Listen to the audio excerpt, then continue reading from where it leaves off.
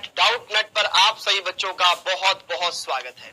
उम्मीद है आप सभी बच्चे अपने घरों पर एकदम स्वस्थ हैं, मस्त हैं और बढ़िया से अच्छे से अपने एग्जाम की तैयारी कर रहे हैं। ओके, तो बच्चों आज हम बात करने वाले हैं यहाँ पर पी ब्लॉक के नेक्स्ट लेक्चर के बारे में, जो कि है लेक्चर नंबर 5।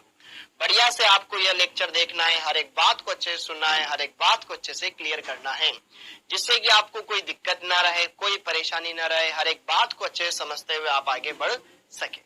क्लियर है? तो आइए बात करें बच्चों यहाँ पर आज के लेक्चर में हम क्या बातें हैं जो देखने वाले हैं, क्या क्या टॉपिक है जो हम अच्छे से क्लियर करने वाले हैं। आइए उनको जाने, अच्छे से उनको क्लियर करें। उससे पहले देख लेते हैं अभी तक हम कितनी बातें हैं जो देख चुके हैं। बच्चों इस चैप्टर में अभी हमने बेसिक परिचय देखा, नाइट्रोजन परिवार पूरा कंप्लीट कर लिया है और ऑक्सीजन परिवार पर हम स्टार्टिंग और ऑक्सीजन परिवार हम शुरू कर चुके थे। ओके, तो ऑक्सीजन परिवार के अंदर मैंने आपको क्या बताया था उस पर भी हम बात करेंगे और आज हम क्या पढ़ने वाले हैं उस पर भी हम बात करने वाले हैं। तो बच्चों जरा देखो ध्यान से, प्रीवियस लेक्चर में हमने ये देख लिया था कि ऑक्सीजन परिवार के अंदर कौन कौन से तत्व पाए जाते हैं, उनके भौतिक गुणधर्म क्या होते हैं, उनके रासायनिक गुणधर्म क्या होते हैं, किस प्रकार से वो क्रिया करते हैं हाइड्रोजन के साथ, चाहे ऑक्सीजन के चाहे या हेलोजनों के साथ किस प्रकार से वो क्रिया करते हैं, वो हमने देखा। ओके, अब आज हम यहाँ पर क्या करने वाले हैं, आज हम बच्चों बात करने वाले हैं यहाँ पर, आज हम बात करने वाले हैं कि किस प्रकार से बच्चों यहाँ पर हम उनके बाद ऑक्सीजन O2 अणु के बारे में हमने बात की, O3 अणु के बारे में हमने बात की। आज हम बात करेंगे सल्फर के यौगिकों के बारे में, सल्फर के यौगिक, इनके बारे में चर्चा करेंगे, जैसे कि H2S हाइड्रोजन सल्फाइड क्या होता है, SO2 क्या होता है, H2SO4 क्या होता है, एवं ठीक है अन्य ऑक्सी अम्ल, ठीक है ऑक्सी अम्लों के बारे में यहाँ पर बात करेंगे। ओके, तो आज का लेक्चर आप बढ़िया से देखिएगा, अच्छे से देखिएगा, हर एक बात को अच्छे से क्लियर कीजिएगा, बहुत इंपॉर्टेंट है। ओके, तो हर एक कॉन्सेप्ट को आपको अच्छे से समझना है और साथ के साथ बच्चों हम सल्फर के अपर रूप भी देखेंगे, ठीक है। जिस तरीके से फास्फोरस के अपर रूप देखे थे उस तरीके से सल्फर के भी अपर रूप होते हैं। सल्फर भी दो अपर रूप बनाता है, एल्फा और बीटा। एल्फा का कुछ और नाम होता है, बीटा का कुछ और नाम होता है। एक होता है विषम लंबाक्ष, एक होता है एकंताक्ष, जिन्हें हमें देखना है ओके और अच्छे से समझना है, बस इतना उनमें करना है। तो चलिए बात करते हैं बच्चों यहाँ पर सल्फर के अपर रूप। सबसे पहले इसको देख लेते हैं ओके, ताकि ये छोटा पार्ट भी हम इजीली क्लियर कर सके। तो चलिए बात करते हैं बेटा सल्फर के अपर रूप। तो सल्फर दो प्रकार के अपर रूप बनाता है, एक होता है क्रिस्टलीय, दूसरा होता है अक्रिस्टलीय। ओके, तो जरा देखो ध्यान से यहाँ पर जरा देखो जो क्रिस्टलीय अपर रूप है, क्रिस्टलीय में कौन कौन से अपर रूप आते हैं बेटा, इसका एक है विषम लंबाक्ष सल्फर, जिसे एल्फा सल्फर कहा जाता है, ये ज्यादा स्थायी होता है। और यहाँ पर एक होता है एकंताक्ष सल्फर, जिसे बीटा सल्फर कहा जाता है। ये दोनों तो कैसे होते हैं, क्रिस्टलीय होते हैं, ठीक है। एल्फा सल्फर और बीटा सल्फर दोनों क्रिस्टलीय होते हैं, और जबकि अक्रिस्टलीय जो कि दूधिया जैसा होता है, दूधिया सल्फर या प्लास्टिक सल्फर, जिसे गामा सल्फर कहा जाता है, ठीक है, यह कोलाइडी सल्फर होता है। ओके, अब जरा देखो ध्यान से, जो एल्फा सल्फर है, बीटा सल्फर है, कैसे एक दूसरे में कन्वर्ट होते हैं, उस ताप को संक्रमण ताप कहा जाता है, जिस पर ये एक दूसरे में कन्वर्टेबल होते हैं। तो यहाँ पर जरा देखो सारी बातें हमें समझनी है।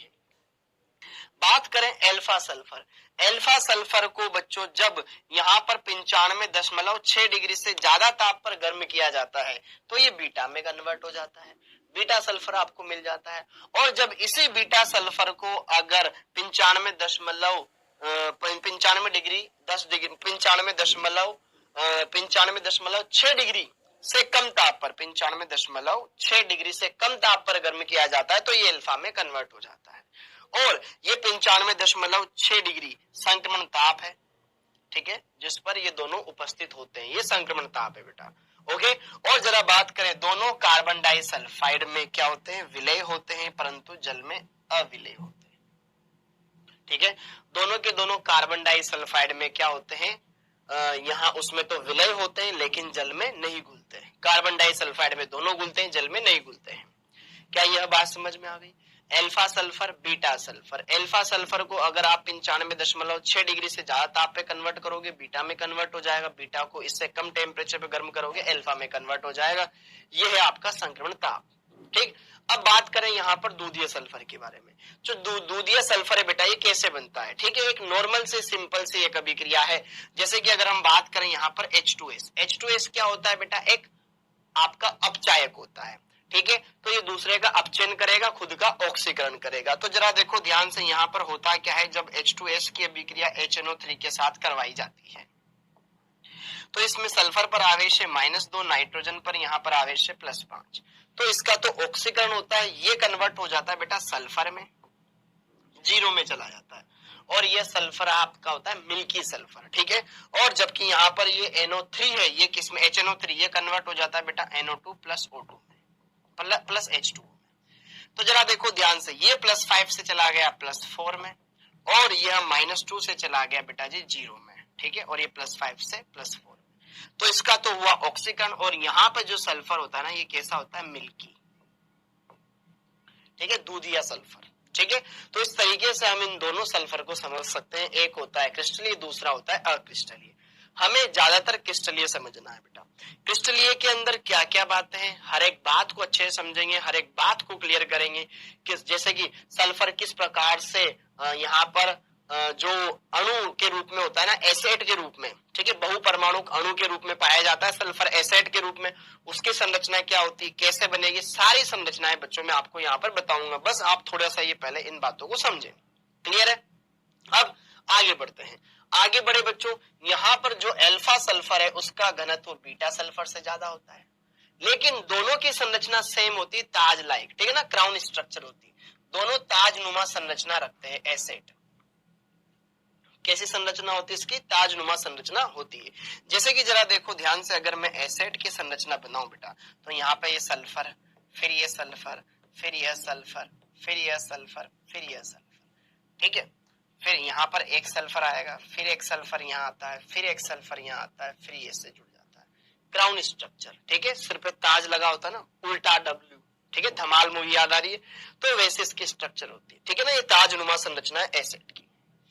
अब जरा देखो ध्यान से, ये तो एसिड है, लेकिन सल्फर H6 के रूप में भी पाया जाता है। और जरा देखो ध्यान से, H6 कुर्सी के रूप में होता है। H6 कैसे होता है बेटा? कुर्सी के रूप में होता है। इसकी आकृति कुछ ऐसी होती है बेटा, कुर्सी के समान। दो सल्फर तो यहाँ पर ऐसे, ठीक है, दो यहाँ पर कुछ इस तरीके से, ठीक है, यहाँ पर एक सल्फर नीचे, ठीक है, एक सल्फर यहाँ पर ऊपर, इस तरीके से होता है, और ये दो आपस में जुड़े हुए, तो कुर्सी नुमा संरचना इसकी बनती है। ठीक है, ये तो चेयर फॉर्म है H6, और यहाँ पर ये एसिड है, और H2 जिस तरीके से O2 होता है ना, उसी तरीके से H2। O2 अनुचुंबकीय थी, ये भी अनुचुंबकीय होती है। H2 प्रकृति में अनुचुंबकीय होता है, जो कि उच्च ताप पर वाष्प अवस्था में अस्तित्व में होता है। ठीक है, वाष्प अवस्था में ये पाया जाता है, बाकी नहीं पाया जाता है। तो ध्यान रखिएगा, इसकी तीनों संरचनाएं मैंने आपको, मतलब दोनों संरचनाएं, एसिड वाली, एसिड की संरचना और H6 दोनों संरचनाएं मैंने आपको बताई। चाहे अल्फा सल्फर है या बीटा सल्फर है, दोनों की ताजनुमा संरचना होती है। बस अल्फा सल्फर का घनत्व ज्यादा होता है, बीटा का कम होता है, बस इतनी सी बात है। ठीक है, ये H6 चेयर फॉर्म में पाया जाता है, और H2 अनुचुंबकीय प्रकृति का होता है। ये छोटे छोटे गोल्डन पॉइंट आपको ध्यान में रखने हैं। क्या यह बात समझ में आ गई बेटा? तो ये था सल्फर की संरचनाओं से संबंधित कुछ खास पॉइंट। ठीक है, कि सल्फर के अपर रूप क्या है और किस प्रकार से वहां पर उनकी संरचनाएं होती है। अब चलिए आगे बढ़ते हैं। सल्फर की संरचनाओं के बाद हम बात करेंगे सल्फर के यौगिकों के बारे में। सल्फर का पहला यौगिक है बेटा हाइड्रोजन सल्फाइड, H2S। ठीक है, ध्यान से देखिएगा, सल्फर का पहला यौगिक है हाइड्रोजन सल्फाइड H2S। H2S की बात की जाए तो इसमें सल्फर है, ये दो हाइड्रोजन है, ठीक है, इसके पास लोन पेयर होता है। ठीक है, हमने देखा था बंद कोण कितना आया था इसमें, 92 डिग्री आया था। ओके, इतनी बातें हमने देखी।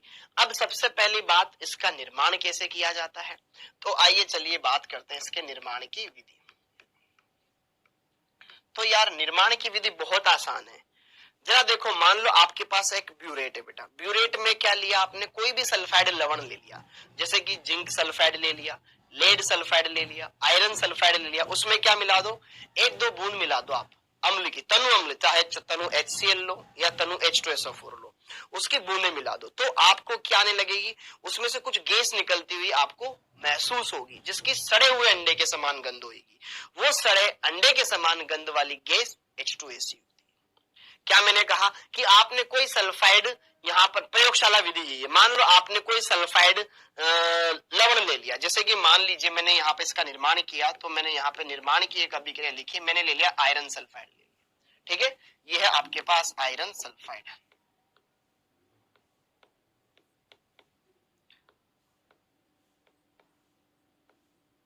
आयरन सल्फाइड,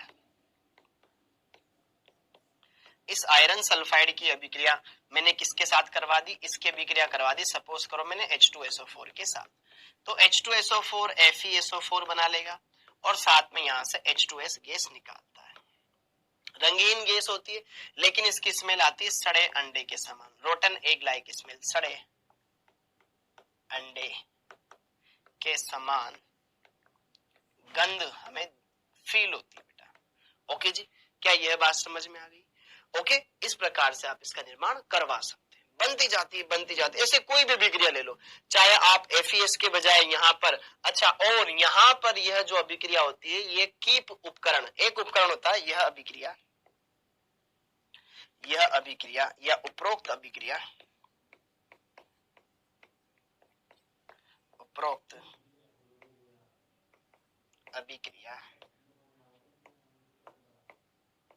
कीप उपकरण में करवाई जाती है, ठीक है, ये बातें हो गई। ओके, तो सबसे पहला इंपॉर्टेंट पॉइंट आपको ये समझना है। अब चलिए आगे बढ़ते हैं, नाउ मूविंग टू नेक्स्ट, और क्या क्या बातें हैं जो हम इसके अंदर जान सकते हैं, समझ सकते हैं।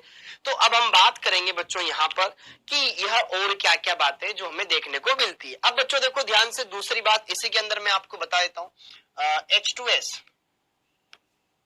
जल में अल्प विलेय होती है, ठीक है, ताप बढ़ाने पर विलेयता घटती जाती है, गैस से बाहर निकलेगी तो विलेयता घटती है, ठीक है, ये बात हो गई। अगली बात बच्चों, ठीक है, जैसे कि कोई रासायनिक अभिक्रिया मैं आपको दिखाऊं, जैसे कि इसकी रासायनिक अभिक्रिया, केमिकल रिएक्शन, हाँ जी, तो जरा देखो ध्यान से, ये क्या करती है, आमतौर पर सल्फाइड बनाती है। मैं ज्यादातर किसी भी यौगिक के साथ इसकी अभिक्रिया करवाऊंगा, ये खुद का सल्फाइड बना लेगी। जैसे कि देखो ध्यान से, मैंने क्या ले लिया, PbCH3COO होल ट्वाइस, ये लेड एसीटेट, इसका नाम है बेटा लेड एसीटेट।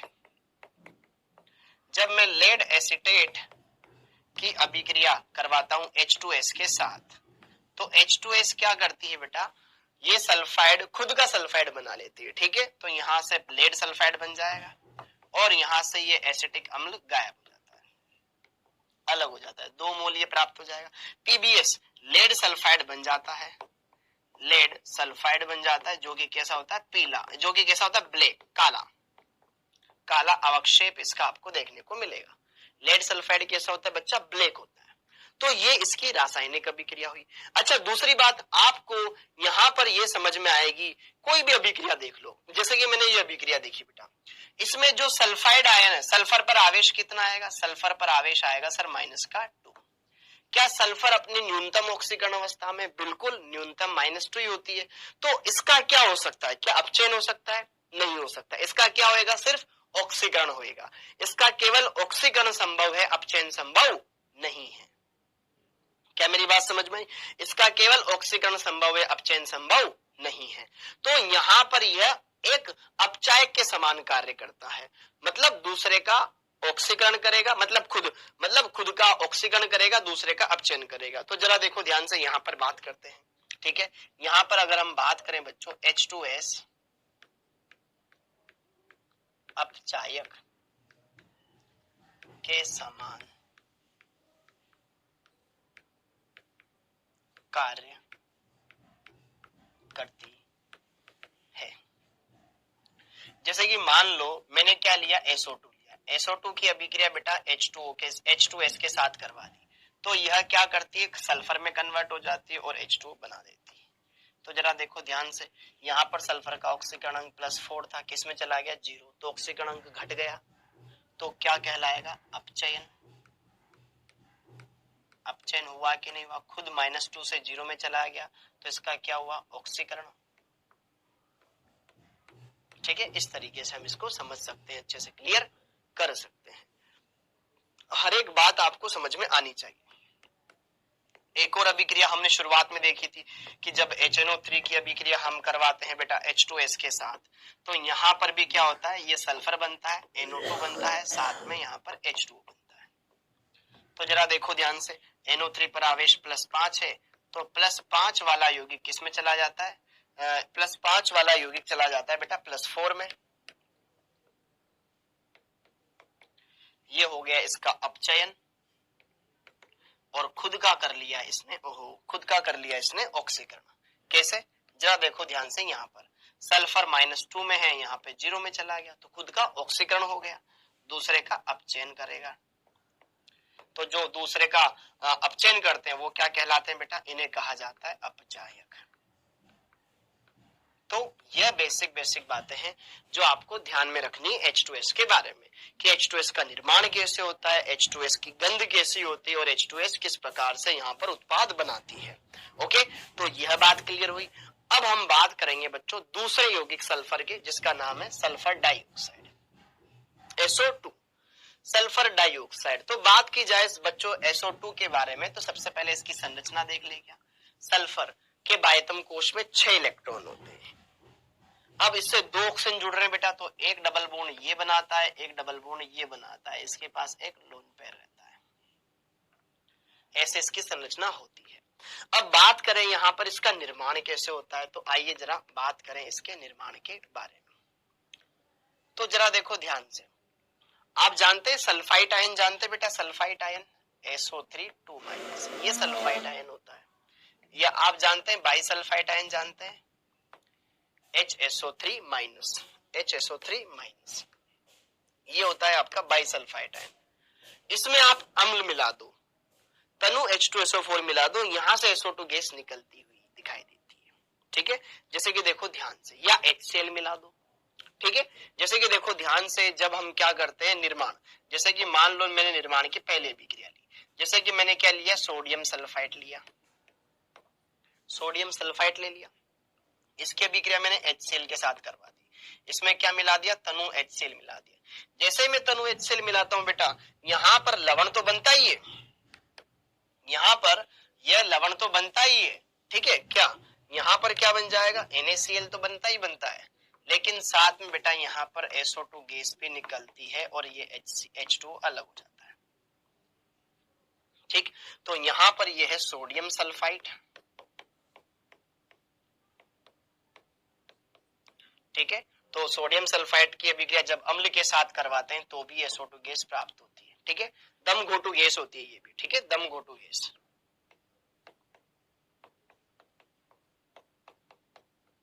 ठीक है, रंगहीन गंध होती है, रंगहीन होती है, लेकिन दम घोटू गैस होती है।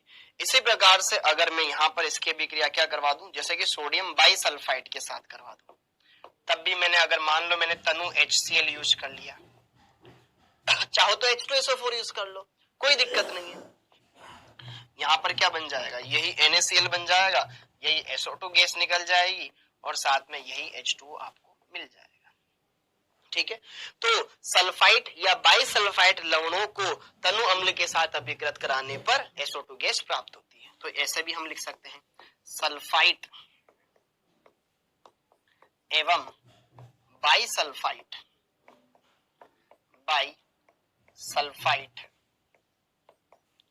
लवणों को तनु अम्ल से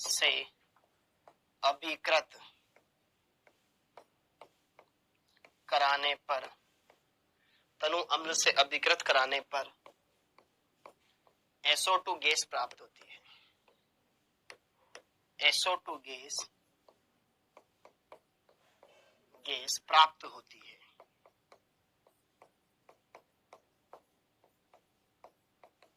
SO2 गैस प्राप्त होती है। तो क्या यह बात भी समझ में आ गई? हर एक बात आपको अच्छे से समझनी होगी, हर एक बात अच्छे से क्लियर करनी होगी, जिससे कि आपको कोई दिक्कत ना रहे, कोई परेशानी ना रहे।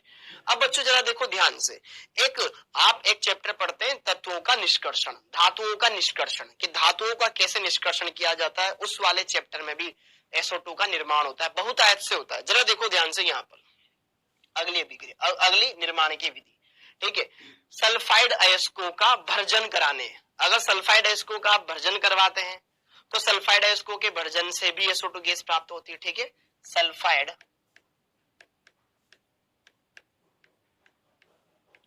अयस्कों का भर्जन कराने पर भी SO2 गैस आपको प्राप्त होती है, ठीक है। कराने पर भी SO2 गैस प्राप्त होती है,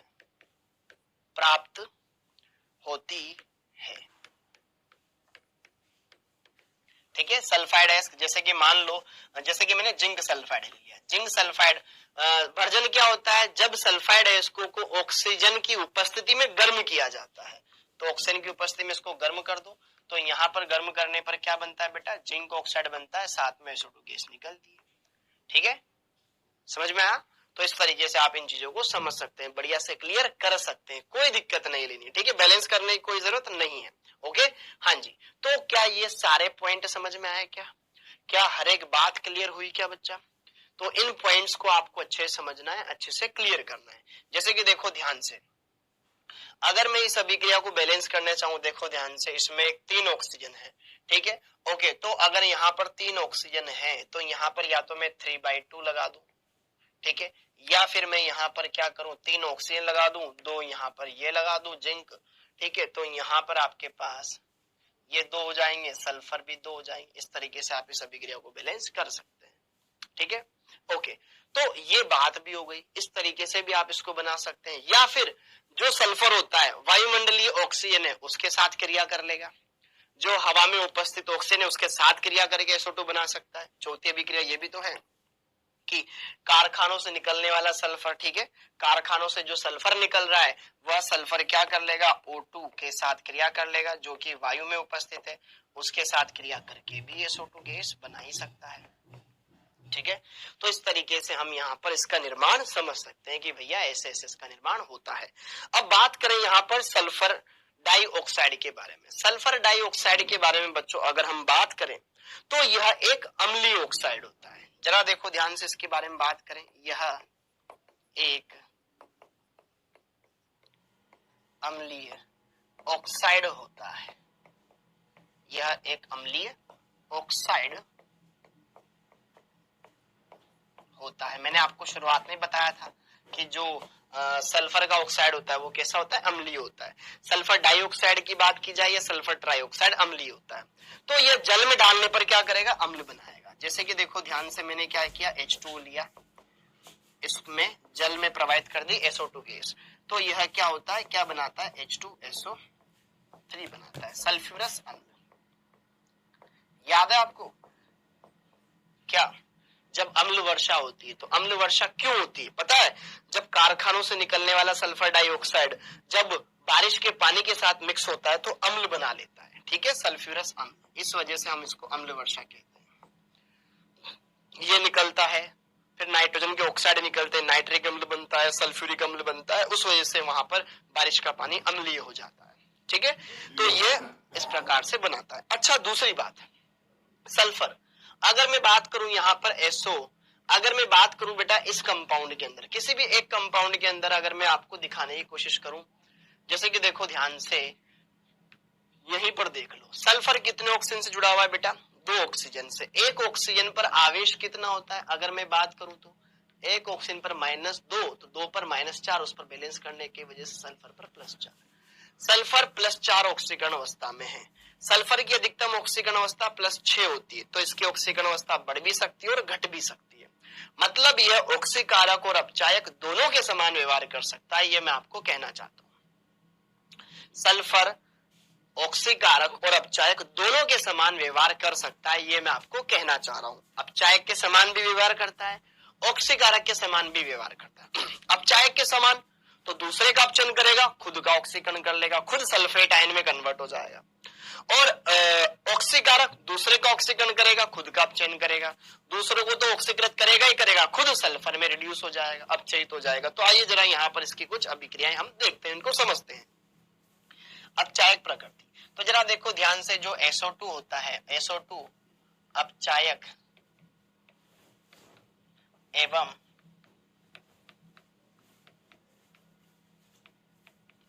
ऑक्सीकारक दोनों के समान गुण प्रदर्शित करता है।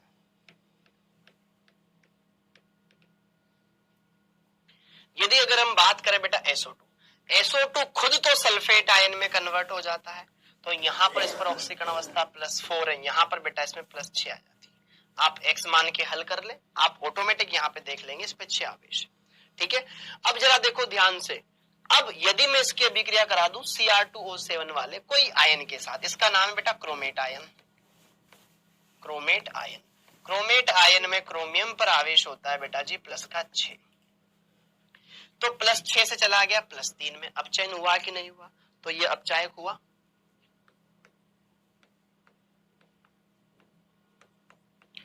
यहां पर है बेटा MnO4-, ये कौन सा है, मैग्नेट पर मैग्नेट आयन।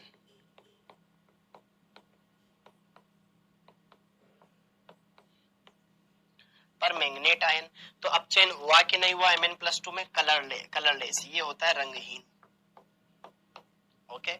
और जरा देखो ध्यान से Fe+3 होता है कैसा, पीला, ठीक है, ये कन्वर्ट हो जाता है Fe+2 में, जो कि हो जाता है यहाँ पर आपका ग्रीन। तो +3 से +2 में गया कि नहीं गया, अपचयन हुआ कि नहीं हुआ, हुआ। तो यह खुद का तो ऑक्सीकरण कर रहा है, बाकियों का अपचयन कर रहा है, तो यह क्या हुआ, अपचायक हुआ। अच्छा, और दूसरी बात, अगर हम बात करें बच्चों, आपने एक बेसिक सा पॉइंट समझा है, जरा देखो ध्यान से, CO2 पर भी ऑक्सीकरण अवस्था +4 ही होती है। CO2 ये अभिक्रियाएं नहीं देती है, ठीक है। इस वजह से हम इन अभिक्रियाओं की सहायता से CO2 और SO2 में विभेद कर सकते हैं, ठीक है। इन अभिक्रियाओं की सहायता से, इन अभिक्रियाओं की सहायता से CO2 एवं SO2 में विभेद किया जा सकता है।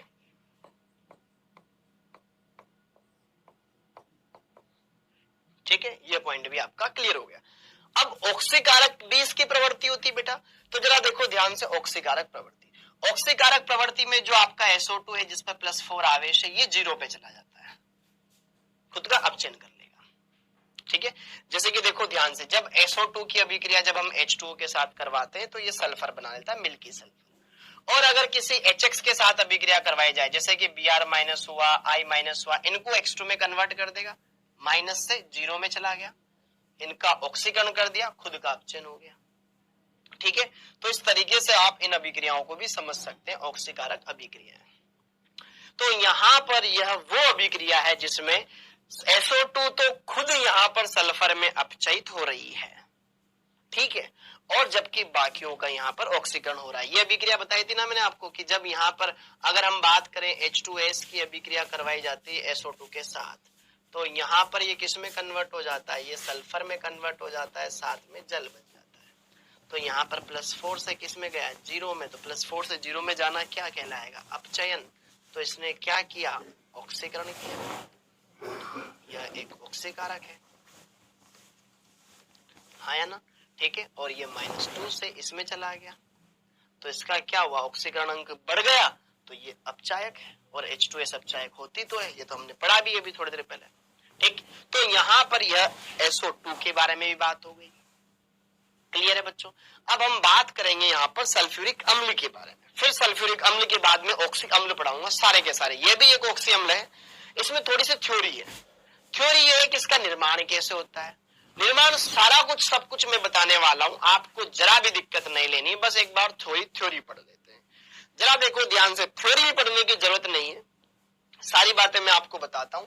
होता क्या है यार, सल्फर लेते हैं, ऑक्सीजन लेते हैं, हवा में ऑक्सीजन है ही सही, उन दोनों की क्रिया करवा के SO2 बना लेते हैं। बना लिया, फिर SO2 को O2 के साथ वापस से अभिकृत करवाते हैं। यह उत्क्रमणीय प्रक्रम होता है, जिसको हम वेनेडियम पेंटाऑक्साइड की उपस्थिति में करवाते हैं, जिससे यहाँ पर क्या मिलती है, हमें SO3 गैस मिलती है। ठीक है, यह भी गैस है, यह भी गैस है। चाहो तो आप इसको संतुलित कर सकते हो। यहाँ पे 2 लगाना पड़ेगा, टोटल 6 हो जाएंगे। यहाँ पर यहाँ पर अगर मैं इसको बैलेंस करूं तो यहाँ पर बैलेंस करने के लिए बच्चा मुझे यहाँ पर 2 लगाना पड़ता है। 2 लगाना पड़ता है तो ऑक्सीजन सल्फर कितने हो गए, ऑक्सीजन हो गए आपके पास 6। ठीक है, तो यहाँ 3 लगा दो, यहाँ पे 2 लगा दो। ठीक है, हो जाएंगे 6। ओके, अब जरा देखो ध्यान से, यह एक उत्क्रमणीय अभिक्रिया होती है और साथ के साथ बेटा यहाँ पर डेल्टा H कैसा होता है, ऋणात्मक, मतलब ऊष्माक्षेपी होती है, ऊष्माक्षेपी होती है। तो यहाँ पर एक बहुत ही काम का पॉइंट बनता है। ठीक है, तो जरा देखो ध्यान से, ऊष्माक्षेपी अभिक्रिया है और साम्यावस्था है। इसमें हमें क्या करना है, इन दोनों की मदद से उत्पाद बनाना है, ये बनानी है। तो बच्चों साम्यावस्था वाले चैप्टर में आपने पढ़ा होगा लाश आते लिए का नियम। जब कोई अभिक्रिया ऊष्माक्षेपी होती है तो अभिक्रिया को अग्र दिशा में भेजने के लिए मुझे तापमान घटाना पड़ता है, तब वो अग्र अभिक्रिया में जाएगी। अगर तापमान बढ़ा दिया जाए तो पीछे चली जाती है। ठीक है, और जरा देखो ध्यान से, गैसीय मोल इधर कितने उत्पाद के 2, क्रियाकारकों कितने 2 ये और 1 मोल ये, 3 मोल। किसके मोल ज्यादा, क्रियाकारकों के ज्यादा। उत्पादों के मोल बढ़ाने हैं तो प्रेशर लगाना पड़ेगा ताकि अभिक्रिया अग्र दिशा में चली जाए। तो यह अभिक्रिया उच्च दाब पर और न्यून ताप पर करवाई जाती है। ठीक है, जरा देखो ध्यान से, उपरोक्त अभिक्रिया ऊष्माक्षेपी होती है, जिसे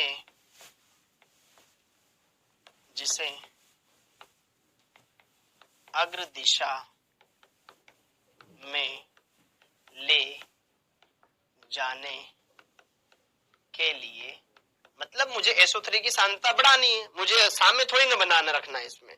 ठीक है, ले जाने के लिए यह अभिक्रिया, जिसे अग्र दिशा में ले जाने के लिए इसे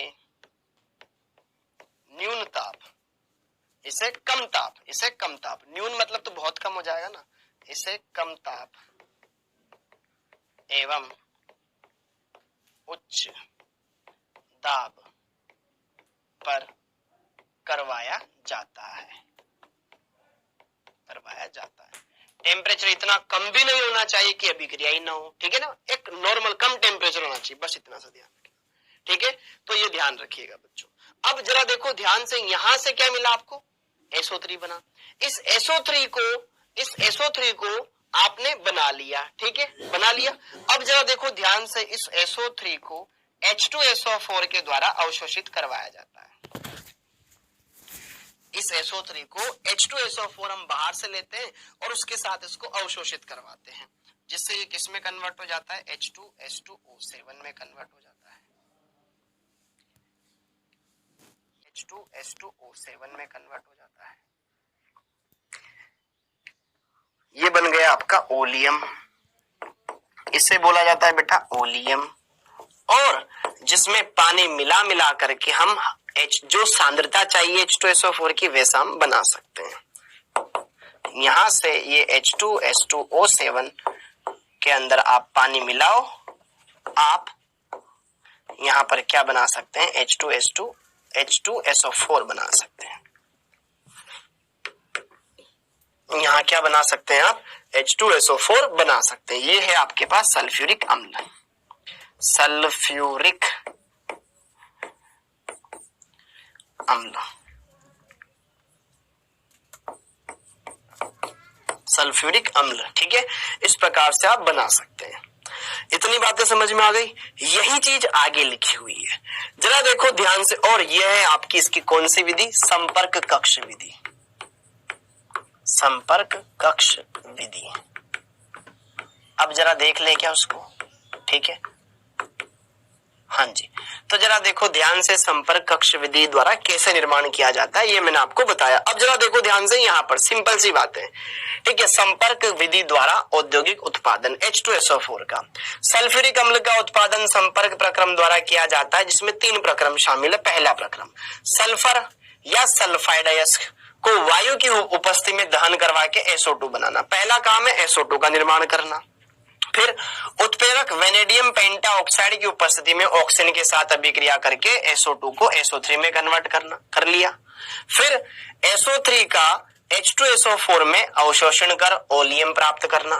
ठीक है, हमने बाहर से H2SO4 मिलाया और बना भी H2SO4 ही रहे, लेकिन जो अब H2SO4 बनेगा ना वो ज्यादा सांद्रता वाला बनेगा, उसमें क्वांटिटी ज्यादा बढ़ जाएगी। ठीक है, इसमें क्या करते हैं हम, H2SO4 में इसका अवशोषण करके H2H2O7 ओलियम बनाते हैं। प्रथम पद में प्राप्त SO2, जो SO2 होती है बेटा में धूल के कण या अन्य अशुद्धियां जैसे कि आर्सेनिक आदि को पृथक करके शुद्ध किया जाता है। ठीक है, मूल काम की बात ये है जो यहाँ पर लिखी हुई है। ठीक है, काम की बात ये, बाकी सब फर्जी है।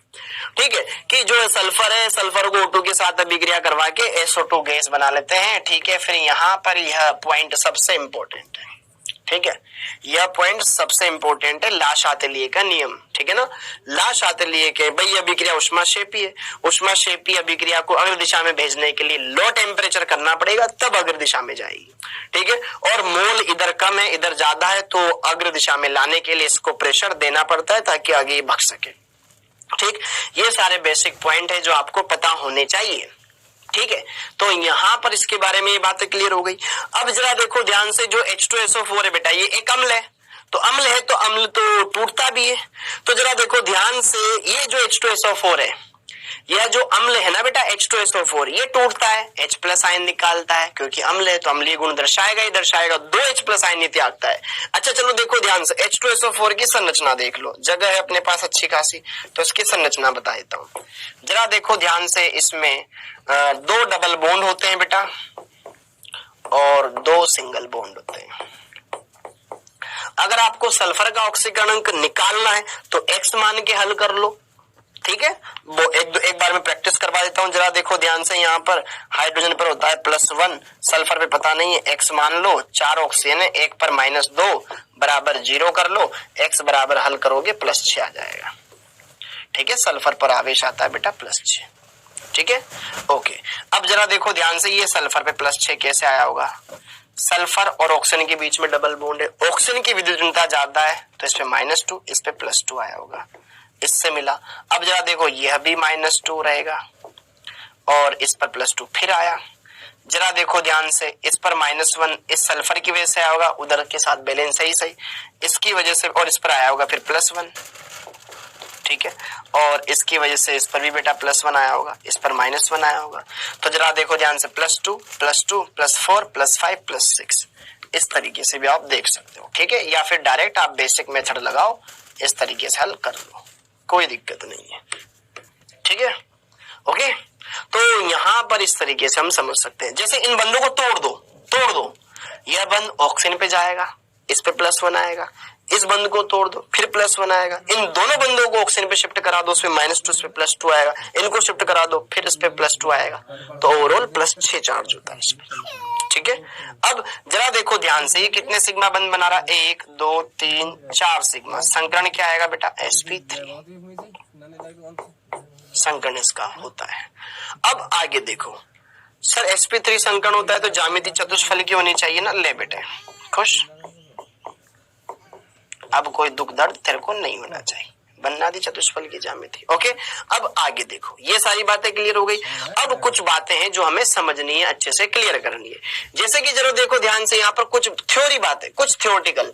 सल्फ्यूरिक अम्ल एक रंगहीन गाढ़ा तेलीय द्रव होता है जिसका 298 केल्विन ताप पर, मतलब रूम टेम्परेचर पर बोले तो 25 डिग्री सेल्सियस, ये समझ में आता है ना।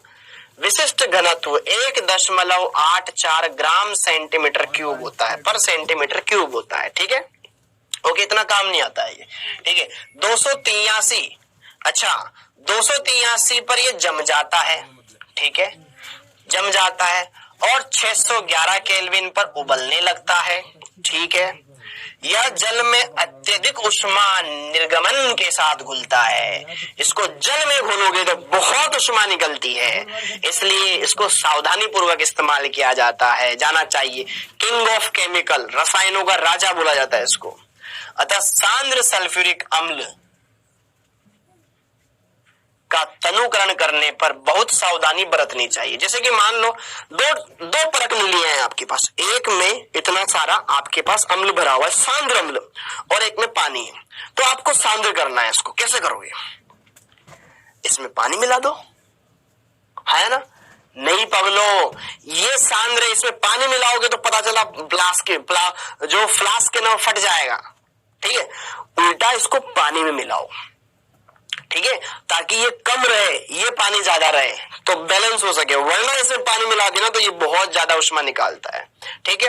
ओके, सांद्र H2SO4 को जल में धीमे धीमे डालना चाहिए, उसको लगातार हिलाते रहना चाहिए ताकि ना उसकी क्रिया कम हो सके, ठीक है।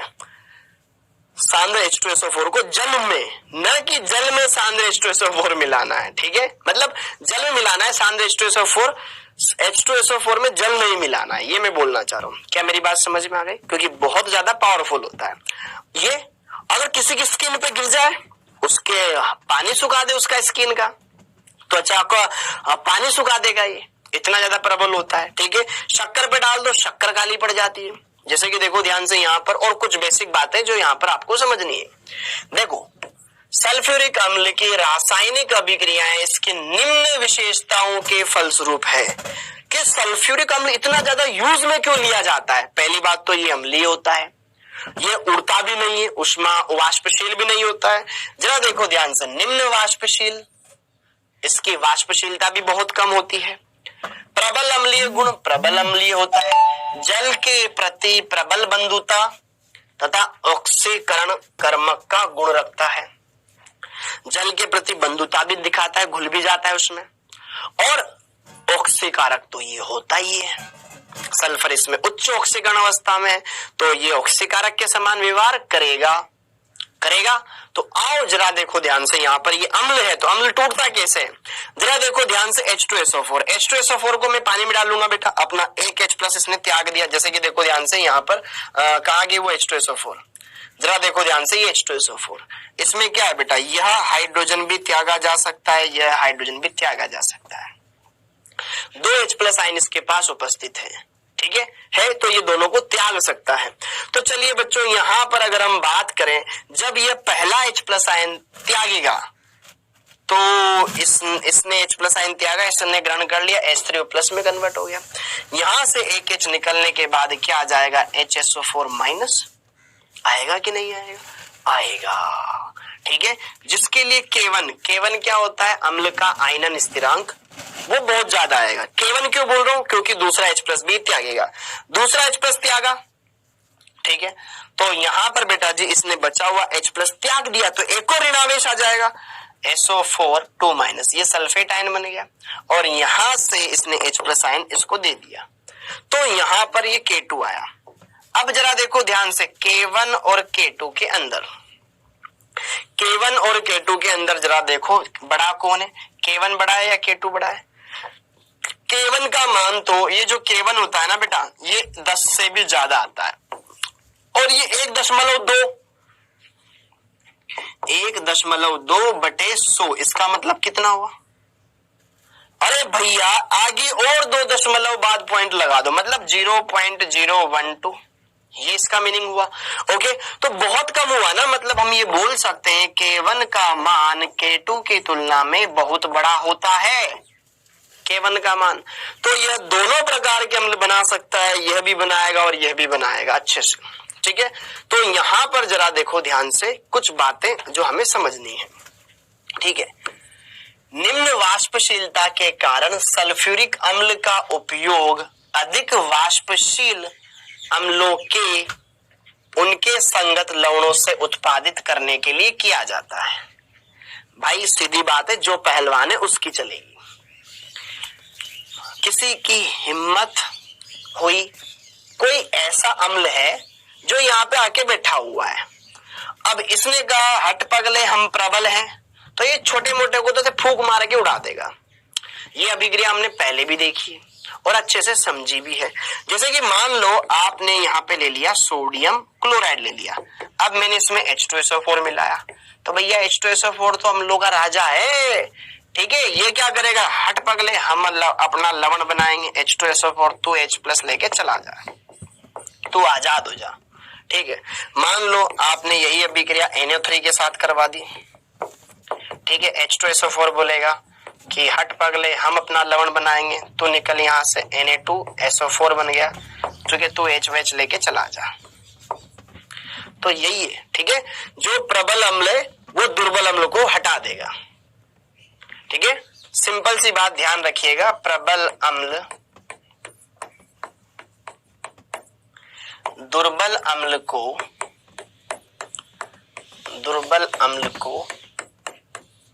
उसके जलीय विलयन, मतलब जो लवण है ना उसके जलीय विलयन से पृथक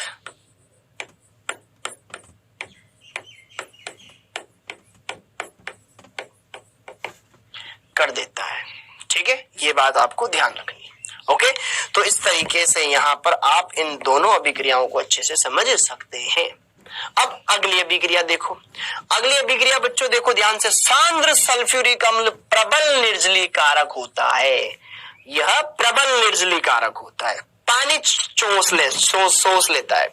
जैसे कि देखो ध्यान से C12H22O11 चर्निंग ऑफ शुगर, ये क्या है बेटा जी, आपका सुक्रोज, जो कि गन्ने के अंदर पाया जाता है। इसके ऊपर जैसे ही आपने H2SO4 इस्तेमाल किया, सब जल जाएगा, कार्बन कार्बन बचेगा, पानी पानी सब अलग हो जाएगा, ठीक है। 12 कार्बन और 11 H2 के अणु अलग हो जाएंगे।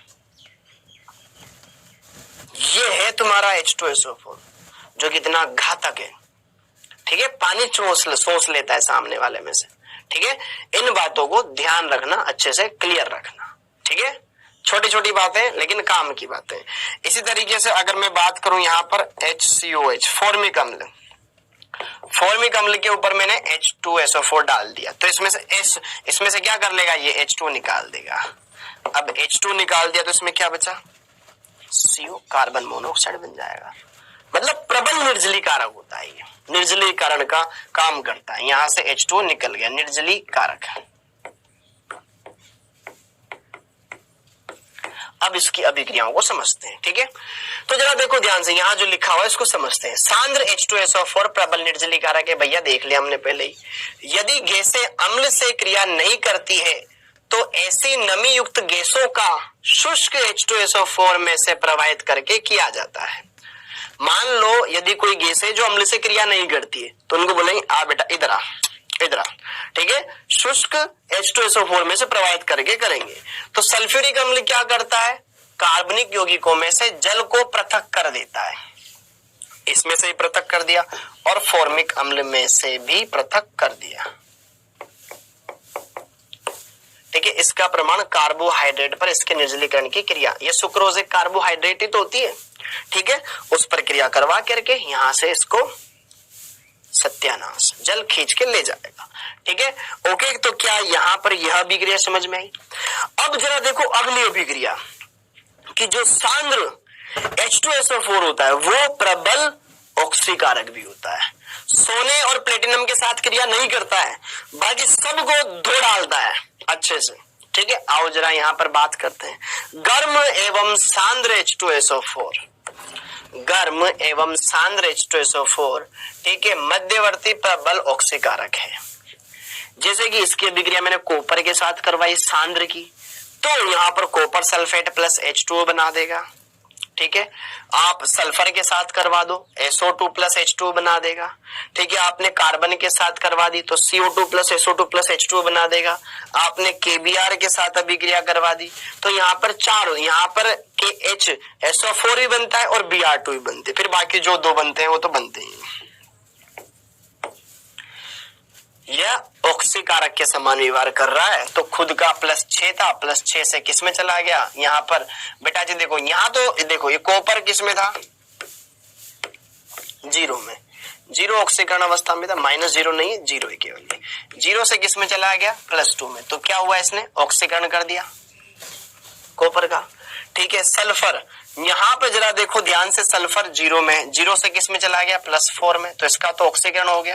ठीक है, कॉपर कार्बन 0 में था, किस में चला गया, +4 में, ऑक्सीकरण हो गया। KBr bromine bromide ion minus में था, यहाँ पे किस में चला गया, 0 में, तो माइनस से 0 में जाना क्या कहलाता है, ऑक्सीकरण के अपचयन, ऑक्सीडेशन। तो क्या किया इसने, ऑक्सीकरण किया। क्या यह सारी बेसिक बातें आपको समझ में आई जो मैंने आपको बताई, क्लियर है? तो ये है इनका ऑक्सीकरण अपचयन। अब अगली बात है, अब यहाँ पर ये H2SO4 भी समाप्त होता है। अब हम बात करेंगे बच्चों यहाँ पर किसके बारे में, सल्फर के ऑक्सी अम्लों के बारे में। ठीक है, हाँ जी, तो अब हम बात करेंगे सल्फर के ऑक्सी अम्ल। तो बच्चों जैसा कि देखो ध्यान से, मैं आपको कुछ बातें बताना चाहता हूं। सल्फर के ऑक्सी अम्ल में सल्फर कितने बंध बनाता है, 6 बंध बनाता है, 6 बंध, जिसमें से 4 सिग्मा होते हैं, आमतौर पर 2 पाई होते हैं। आमतौर पर बात कर रहा हूं मैं, सामान्यतया। ओके, अब चलो यहां पर भी हम क्या करते हैं, सल्फर के ऑक्सी अम्लों को समझने की कोशिश करते हैं। बस एक अम्ल याद रखना है, कौन सा, H2SO4। H2SO4 का नाम क्या होता है बेटा, सल्फ्यूरिक अम्ल।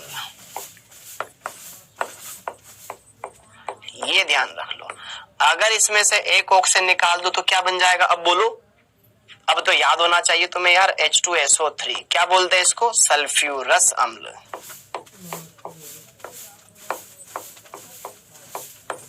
फिर अगर एक और ऑक्सीजन निकाल दे तो क्या बच जाएगा, H2S2O2, इसे क्या बोलेंगे, हाइपोसल्फ्यूरस अम्ल,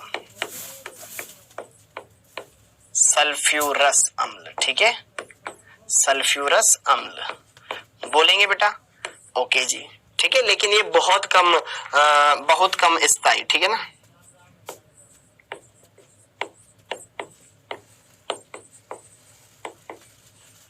तो इसके पिक्चर यही खत्म।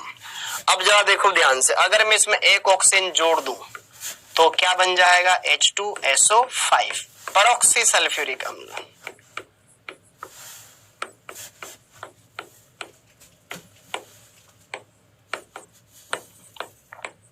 परऑक्सी सल्फ्यूरिक अम्ल, इसका एक और नाम होता है केरो का अम्ल। इसे किस नाम से जाना जाता है बेटा, केरो का अम्ल। अब जरा देखो, इसके 2 अणुओं से H2SO4 निकाल दो, ये 2 अणु ले लिए मैंने H2SO4 के, इसमें से मैंने H2 निकाल दिया तो क्या बन जाएगा, यह बन जाएगा H2S2O7। कोशिश करो बेटा, 4 हाइड्रोजन है, 4 में से 2 निकाल दो तो 2 हाइड्रोजन बच गए, 2 सल्फर है, ठीक है, 2 सल्फर यहाँ पर, 2 को 4 से गुणा किया 8, 8 में से एक ऑक्सीजन निकल गया, 7 बच गए। ठीक है, इसका नाम क्या हो जाएगा, दुगने से निकलता है तो क्या बोलते हैं उसको, पायरो। इसका नाम हो जाएगा पायरो सल्फ्यूरिक अम्ल, जिसे बेटा ओलियम भी कहा जाता है,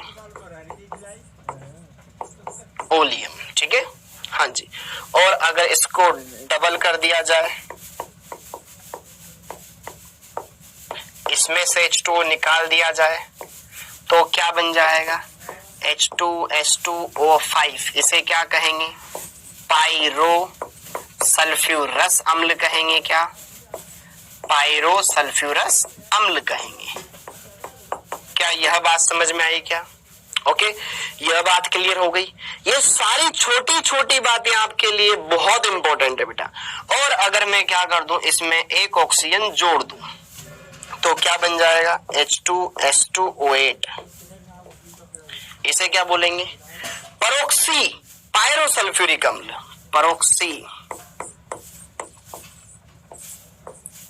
पायरो सल्फ्यूरिक,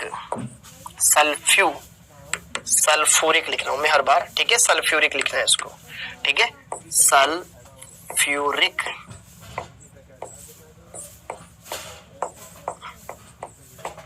अम्ल, ये बना लिया। ओके, ये चीजें हमने देखी। अच्छा, अगर मैं इसके अणु में से H2 निकाल दूं तो क्या बनेगा बेटा, यहां पर SO3। क्या इसका नाम मेटा सल्फ्यूरिक अम्ल है? सोचो, अगर मैंने इसमें से H2 निकाल दिया तो क्या बच जाएगा, यहां पर SO2 बन जाएगा। सोचो, याद करो, हमने फास्फोरस में इसका नाम क्या लिखा था, मेटाफॉस्फोरिक अम्ल, मेटाफॉस्फोरस अम्ल। क्या इनके लिए मैं मेटा लगाऊं? नहीं, यह अम्ल नहीं है बेटा, ये ऑक्साइड है। इसमें कहीं हाइड्रोजन दिख रहा है कि अम्ल क्यों बोलूंगा मैं इसको? नहीं बोलूंगा। यह SO3 है जो H2SO4 से जल निकालने के बाद बना है। अगर मैं इसमें वापस जल मिला दूं तो ये बन जाएगा। तो अम्ल से मैंने इस यौगिक में से H2 निकाल दिया तो किसी में से H2 निकाल दूंगा तो वो बन जाता है एनहाइड्राइड, निर्जल। ठीक है, यहां पर ये क्या होता है, ये H2 सल्फर ट्राइऑक्साइड है, ये H2SO4 का एनहाइड्राइड है।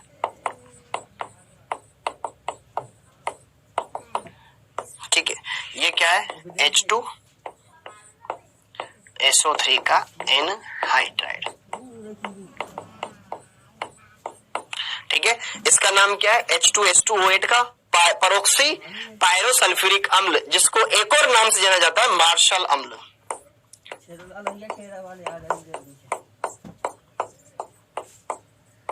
मार्शल का अम्ल या मार्शल अम्ल बोल दो। ठीक है, ये सारे के सारे यौगिक आपको इसमें देखने हैं। क्या ये सब समझ में आया बेटा? इन सब की संरचनाएं हम बनाएंगे, हर एक की संरचना में आपको समझाऊंगा, one by one, step by step सबकी संरचना बताऊंगा, और जिनके नाम जरूरी है उनके नाम लिखवाऊंगा, बाकी सबके तो यहाँ लिखे हुए हैं। ठीक है, चलिए बात करते हैं आगे, ये हमें देखना ही नहीं है। तो आइए बात करते हैं इनकी संरचना। सबसे पहले मैंने आपको बताया H2SO4। ठीक है, H2SO4 मैंने आपको यही बताया बेटा, सल्फर की संरचना में 6 बंध होते हैं जिसमें 2 पाई बंध होते हैं। अच्छा, इसकी क्षारकता बताओ, इसकी क्षारकता कितनी होगी बेटा? क्षारकता हो जाएगी इसकी 2। कितने OH इसमें? 2। ठीक है, हर एक के लिए नहीं लिखेंगे। दूसरा देखो H2SO3, अब एक ऑक्सीजन कम हो गया तो ये डबल बॉन्ड वाला हटा दो। ठीक है, क्योंकि 2 हाइड्रोजन इसमें मेंटेन है। इसकी जगह लोन पे रह जाएगा। ठीक है, ये हो गया दूसरी संरचना, सल्फ्यूरस अम्ल की संरचना। तीसरी देखो H2SO5, क्या नाम है इसका? केरो का अम्ल। केरो का अम्ल, क्या इसका दूसरा नाम हमने परोक्सी सल्फ्यूरिक अम्ल बोला था। मतलब इसमें कहीं ना कहीं क्या आएगा, एक परोक्सी लिंकेज आएगा। ये परोक्सी बंध आ गया। ठीक है, ध्यान रखिएगा। अगला चला देखो ध्यान से बेटा जी। हाँ जी, H2S2O7, क्या बोलते हैं इसको? ओलियम। तो जरा देखो ध्यान से, 2 सल्फर जुड़ते हैं ऑक्सीजन के द्वारा, बाकी संरचना नॉर्मल बनानी है। ठीक है, H2S2O7 दिख जाएगा, ओलियम बोलो। ठीक है, ओलियम या पायरोसल्फ्यूरिक अम्ल। ठीक है, अगला देखो H2S2O5, क्या बोलते हैं इसको?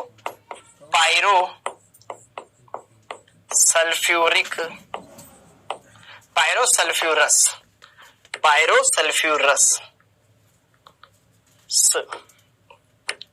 पायरोसल्फ्यूरस अम्ल। ठीक है, इसकी संरचना में क्या होएगा बेटा? जरा देखो ध्यान से, इसकी संरचना में थोड़ा कॉम्प्लेक्स है, बस केवल 2 सल्फर आपस में जुड़े होते हैं।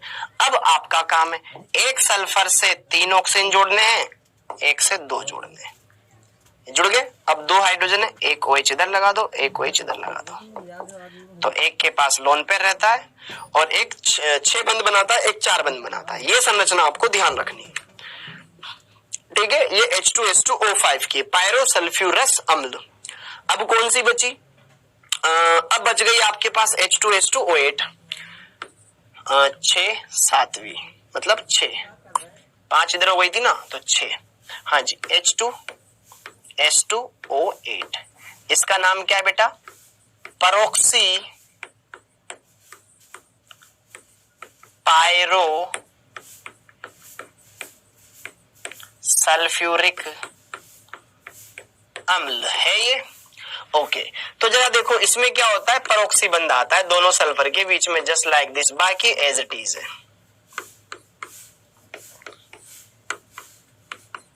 बस ये, जिसे मार्शल अम्ल भी कहा जाता है।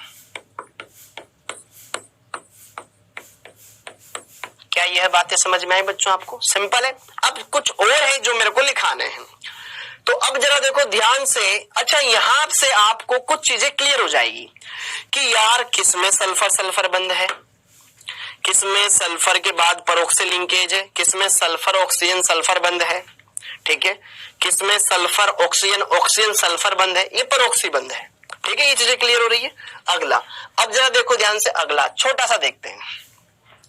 अरे यार ये क्या है? H2SO4 है। अगर मैं इसमें एक ऑक्सीजन कम कर दूं और एक सल्फर बढ़ा दूं तो यहां पर H2S2O3 हो जाएगा क्या सूत्र? H2S2O3 हो जाएगा। उस वाले का नाम क्या था? सल्फ्यूरिक अम्ल। ऑक्सीजन हटा के सल्फर लगा दिया, जब ऑक्सीजन हट के सल्फर लगता है तो थायो लगता है, इसका नाम हो जाएगा बेटा थायोसल्फ्यूरिक अम्ल।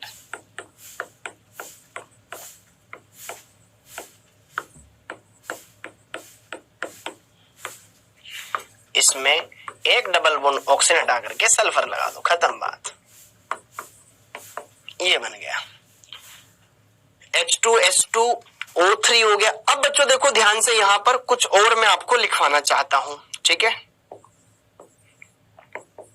H2S2O4, इसका नाम है डाइथायोनस अम्ल, डाइथायोनस अम्ल, डाइथायोनस अम्ल। इसमें दोनों सल्फर 4-4 बंध बनाते हैं बेटा, एक OH इस तरफ, एक OH इस तरफ, यहां डबल बॉन्ड O, यहां डबल बॉन्ड O, इसके पास एक लोन पेयर, इसके पास एक लोन पेयर, ठीक है। और एक लास्ट है बेटा जी यहां पर H2S2O6, इसका नाम है ये डाइथायोनस है, ये है बेटा डाइथायोनिक, डाइथायोनिक अम्ल, ठीक है। बस इतना सा कर लो, काम खत्म है। इसमें यहां पर यह सल्फर, इसमें 6 बंध बनते हैं, ये भी 6 बंध बनाएगा, यह भी 6 बंध बनाएगा। इनकी प्रैक्टिस जब तक करनी है जब तक आप इनको याद नहीं कर लेते, इन संरचनाओं को, ठीक है। ये हो गई सारी बातें। तो जरा देखो ध्यान से, क्या सारी चीजें आपको क्लियर हो रही है? ये बातें आपको आनी चाहिए भाई, क्योंकि पेपर में पूछी जाती है, ठीक है।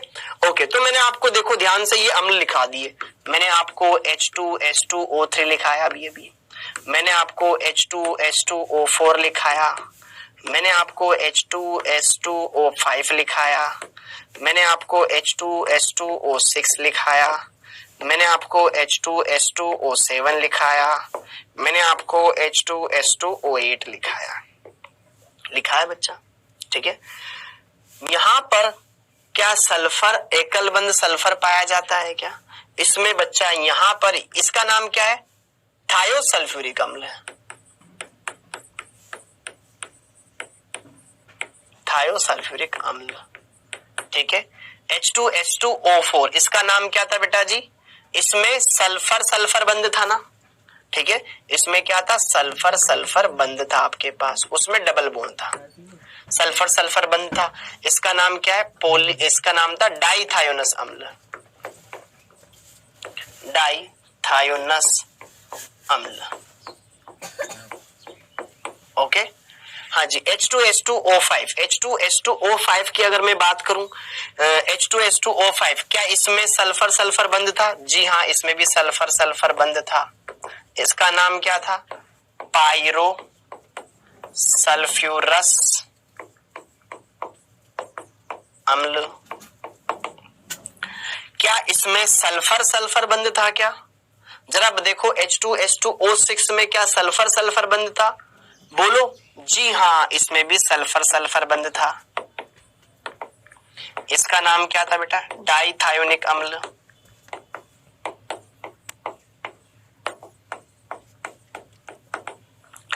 H2S2O7 इसमें क्या सल्फर ऑक्सीजन सल्फर बंद था? जी हाँ, इसका नाम क्या था? ओलियम। ठीक है, शॉर्ट में ओलियम लिख रहा हूं मैं इसको, या पायरोसल्फ्यूरिक अम्ल। इसमें क्या सल्फर ऑक्सीजन ऑक्सीजन सल्फर बंद था? आता है क्वेश्चन ये सीधा है। इसका नाम है मार्शल अम्ल। मैं डरा नहीं रहा हूं बच्चों आपको, बस केवल हकीकत बता रहा हूं कि ये पेपर में पूछे जाते हैं। ये बात क्लियर हो गई, तो यह मुझे बतानी थी। अब इसके बाद मुझे एक बात और बतानी, सल्फर का SO3 होता है ना, SO3, SO2 की संरचना मैंने आपको बताई। कैसी होती है? ऐसी होती है। इसके पास एक लोन पेयर होता है। ठीक है, एक सिग्मा, दो सिग्मा, यहां पे संकरण आता है sp2। ठीक है, फिर मैंने आपको SO3 की संरचना अब बता रहा हूं मैं। सल्फर ट्राइऑक्साइड, ट्राइऑक्साइड, हाँ जी, इसमें क्या होता है? हर एक ऑक्सीजन डबल बॉन्ड बनाता है। ठीक है, sigma sigma sigma, 3 sigma sp2 संकरण। लेकिन एक और होता है SO3 का त्रिलक।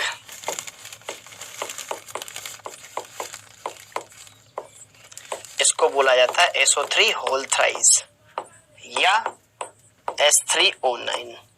आपसे इसमें पूछ सकता है सल्फर सल्फर बंद कितने हैं, तो जरा देखो ध्यान से। इसकी संरचना में sulphur oxygen sulphur, sulphur oxygen sulphur, ऐसी संरचना होती है। कहीं सल्फर सल्फर बंद है ही नहीं। यहाँ double bond O, double bond O, double bond O, double bond O, double bond O, double bond O, ये संरचना होती है। ठीक है, तो उम्मीद है यह सारी बातें आपको इस संरचना के बारे में समझ में आई। ठीक है, क्लियर है? तो ये सारी जानकारियां आपको ध्यान में होनी चाहिए बच्चों। ठीक है, इनकी बार बार बढ़िया से अच्छे से प्रैक्टिस करना, हर एक चीज आपको समझ में आएगी। जिन बच्चों ने केमिकल बॉन्डिंग अच्छे से कवर कर रखा है उनको ये चीजें हलवा लगेगी, क्योंकि उनका बेसिक तो पहले ही सुधरा हुआ है, बस अब तो उसको वापस से सही जगह पर यूज करना है। ठीक है, अब आगे बढ़ते हैं और अब बात करते हैं बच्चों की आज के लेक्चर में हमने क्या देखा, किस तरीके से देखा, क्या क्या बातें हैं जो हमने सीखी। 1 मिनट रिवीजन। तो बच्चों बात करें आज के लेक्चर में हमने सल्फर के यौगिकों के बारे में देखा। पहले अपरूप देखे, फिर उसके बाद बच्चों हमने उनके कुछ यौगिक देखे, जैसे कि H2S क्या होता है, SO2 क्या होता है, फिर सल्फ्यूरिक अम्ल क्या होता है, फिर ऑक्सी अम्ल देखे, बढ़िया से अच्छे से देखे। ठीक है, संरचनाएं मैंने आपको बनवाई उनकी, आपको याद होनी चाहिए उनकी संरचना कैसे होती है, किस प्रकार से वर्क करती है। ओके, किसमें कौन सा बंध पाया जाता है ये पता होना चाहिए। तो चलिए अब क्विज लगाते हैं, जिसका पहला प्रश्न आपकी स्क्रीन पर ये रहा। हाँ जी, H2S नहीं है एक। H2S क्या नहीं है? क्या यह अपचायक नहीं है? क्या यह अम्लीय नहीं है? क्या यह ऑक्सीकारक नहीं है? क्या इनमें से कोई नहीं है?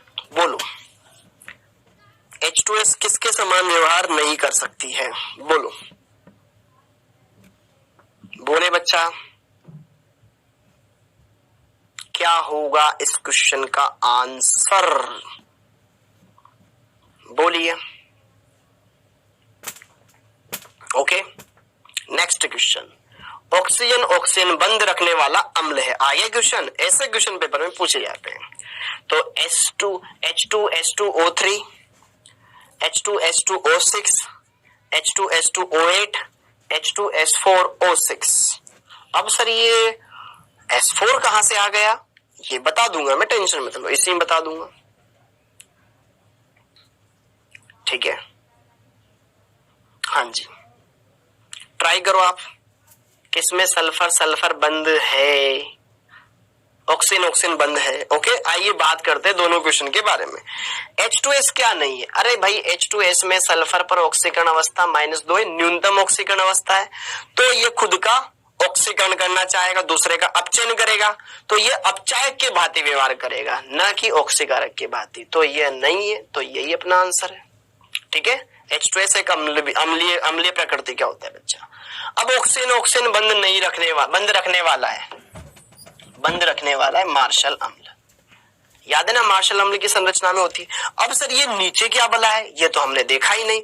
जरा देखो ध्यान से बच्चों, एक होता है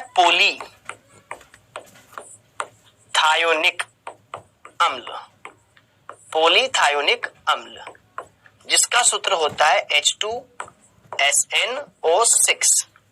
ठीक है, यहां पर इसकी संरचना में अगर मैं आपको बताना चाहूं, इधर डबल बॉन्ड O OH, यहां पर N-2 सल्फर बीच में होते हैं बेटा, इधर डबल बॉन्ड O, इधर डबल बॉन्ड O, इधर OH होता है। जैसे कि अगर यहां पर 2 है, N का मान 2 है, जैसे कि अभी हमने देखा यहां पर H2S2O6, तो इसका नाम क्या मैंने बोला, पोली। कितने सल्फर है, 2, तो 2 डाइथायोनिक अम्ल। तो अब यहाँ पे N की मान कितना है, 2, 2 - 2, N का मान कितना आ जाएगा, 0। तो कोई सल्फर बीच में नहीं आता बेटा, यहाँ पर बीच में अलग से कोई सल्फर ब्रिज नहीं होता है, सिंपल ऐसी संरचना यहाँ पर बन जाती है। जैसे कि मान लो अगर यहाँ पर सल्फर आता H2S3O6, इसका नाम क्या हो जाएगा, ट्राइथायोनिक अम्ल। तो यहाँ पर एक सल्फर बीच में आ जाएगा।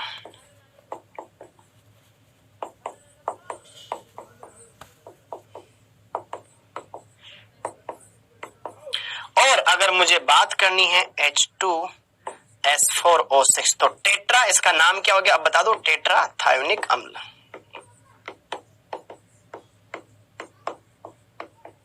इसमें 2 सल्फर तो यहां पर और 2 बीच में रहेंगे इस तरीके से।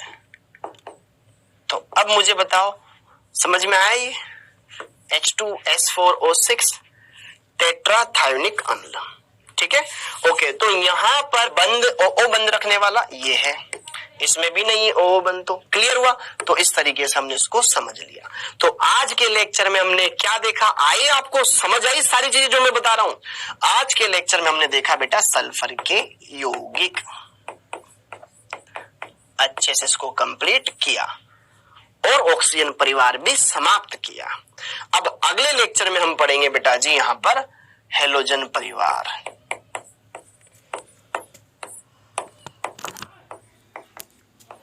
हेलोजन परिवार बढ़िया से समझेंगे, हर एक बात को अच्छे से क्लियर करेंगे बच्चा, हर एक कॉन्सेप्ट को समझेंगे। ओके, इसी के साथ आप सभी बच्चों का बहुत बहुत धन्यवाद। जय हिंद।